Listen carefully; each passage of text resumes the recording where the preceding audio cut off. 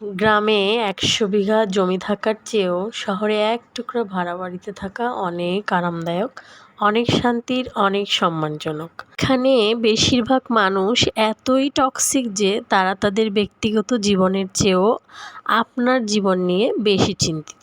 আপনার চুল বড় কেন? আপনার চুলে কালার করা কেন?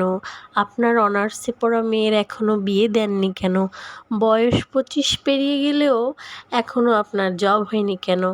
আপনার ব্যাচমেটরা বিদেশে গিয়ে টাকা উপার্জন করছে, আপনি এখনও কিছু করতে পারছেন না কেন? এরকম নানান বিষয় নিয়ে তাদের অনেক চিন্তা। মাঝে মাঝে দেখবেন আপনার ফ্যামিলি মেম্বাররাও যেসব বিষয় নিয়ে চিন্তিত না, গ্রামবাসী সেসব বিষয় নিয়ে চিন্তা করে থাকেন। গ্রামের টক্সিক বিষয়গুলোর মধ্যে আরেকটা জিনিস হলো ঝগড়া। আপনি এমন কোনো বাড়ি পাবেন না গ্রামে যেখানে ঝগড়া নেই। আপনি এমন কোনো ফ্যামিলি পাবেন না যেখানে তাদের জায়গা জমি নিয়ে ঝগড়া নেই।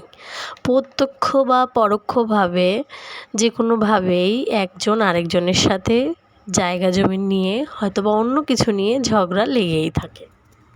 জায়গা জমি নিয়ে মারামারি, মামলা মোকদ্দমা, অশ্লীল ভাষায় গালিগালাজ, মাথা ফাটাফাটি এসব লেগেই থাকে। এইজন ওইজনের নামে প্যাঁচ লাগিয়ে ঝগড়া বাঁধিয়ে দেয়। কাউকে পছন্দ না হলে জায়গায় অজায়গায় যে কোনো জায়গায় তার নামে দুর্নাম রটিয়ে বেড়ায়। এমনকি বিয়ে আসলে গ্রামবাসী গোপনে তার নামে মিথ্যে বলে বিয়ে ভেঙে দেওয়া, এটাও গ্রামবাসীর নিত্যদিনের কাজ। কাছে আপনি সরকারের কোন পোস্টে চাকরি করছেন তার থেকেও বড় কথা হচ্ছে আপনি কি সরকারি চাকরি করছেন নাকি প্রাইভেট চাকরি করছেন। দি প্রাইমারি স্কুলের পিয়নও হন তাহলেও তারা মেয়ে দিতে রাজি, কিন্তু যদি বেসরকারি চাকরি করেন তাহলে তারা আমতা আমতা করবে। আর গ্রামের সবচেয়ে বিরক্তিকর পার্ট হলো গ্রামের চায়ের দোকানগুলো। এখানে তো চায়ের চুমুক দিতেই শুরু হয়ে যায় পরনিন্দা, পরচর্চা।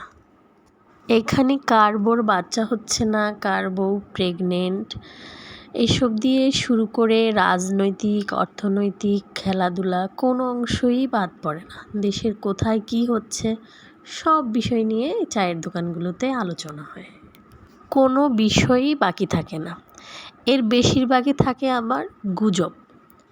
আসলে গ্রাম নিয়ে এই লেখাগুলো কবি মনসুর আহমেদের লেখা পড়ে মনটা একদম খারাপ হয়ে গেল। আসলে গ্রাম যতটা খারাপ আবার ততটাও ভালো। আমার পুরো জীবনটাই গ্রামে, আমি গ্রামে বড় হয়েছি, গ্রামে আমার জন্ম, জীবনটাই পুরো গ্রাম কেন্দ্রিক।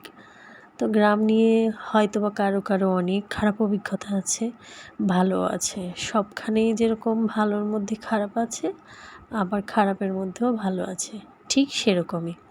পুরোটাই যে খারাপ সেরকম কিন্তু নয়।